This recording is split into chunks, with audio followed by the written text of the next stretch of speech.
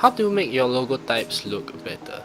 This is for those of you designers out there who draw your logo types or letter form design by hand, like literally hand on paper, traditional style, very ancient, but it still works. When I see people do hand lettering, they tend to use the dimensions of a 30cm ruler, which is like the letters would be this big and this close to their face. However, if you want your logo types and letter form designs to look like a masterpiece, you need to be more precise and be very anal about your strokes, how straight they are, and minimize all the wiggling that is present in the straight lines. If you're a hand lettering artist like myself, you might have experienced this before when you are using your microns to ink your lettering pieces. When you try to draw a straight line, you tend to wiggle a bit, and that is just what happens when you do not have the muscle memory of like being very precise. So in order to have that muscle memory, the thing that I found that is most effective and really helped me be very precise is I scale down my subject into a smaller size. So let's say I used to do a letter which is like this long and this tall, so like a 30cm ruler as usual, and I changed it up a bit. I make the subject smaller, make the canvas smaller, and also overall just the whole hand lettering piece is just smaller. That actually forced me to be more precise and use a 0.05 micron, which is very thin, and it just forces me to be very precise and very anal about the details.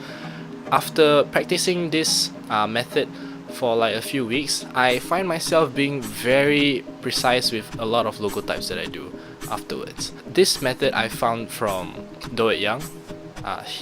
Whenever he does letter form design, he always puts it in a very small size. Like his canvas will be like this big and it will be this close to his face. And his rationale for that is the final product is going to be digital. You don't have to draw your logo types or letter forms in such a big scale because you can scale it up and down when it's digitized. I also noticed Christopher Craig do this method. Christopher Craig is a brilliant hand lettering artist and letter form designer. I really enjoy his work, especially the ones on his Instagram. He actually put his micron pens right beside his letter form designs every single post, and that just gives me the context of how big his canvas is for the letter form design. I also noticed that in one of his process videos, he actually kind of used the micron in a very sketchy way because he wants to be very precise due to the very small size of the canvas. You need to be very precise to be very accurate and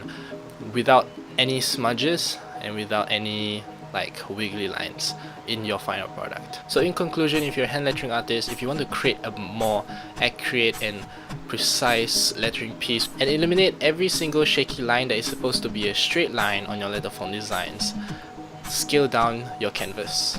You don't have to letter in such a big scale. That's what I found, that's what I learned, and that really actually trained me to become very good at what I do. But thank you so much for watching this video. Thank you so much for watching this video. I'll see you in the next one.